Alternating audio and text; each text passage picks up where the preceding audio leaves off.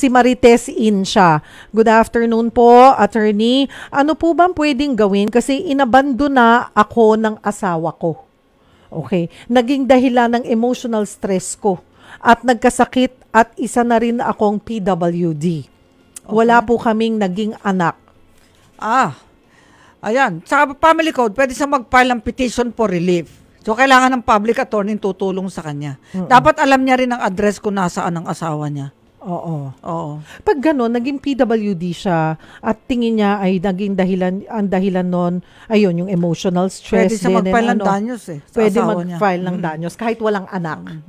Nasa family code yan. Talagang nangyayari yan Yung mga asawang nang-aabandona. Babae or lalaki ang nag-abandona, pag wala silang anak, pwedeng mag-file. Pwede, kasal sila Alright, okay, ng danyos.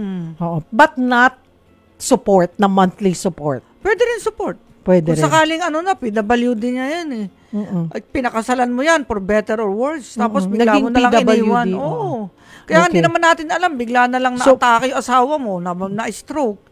Sino mag-aalaga doon? Di ikaw din. So Marites, pwede kang lumapit sa PAW. Hindi mo lang nilagay kung saan, but any PAW office na malapit sa iyo ay pwede kang humingi ng assistance.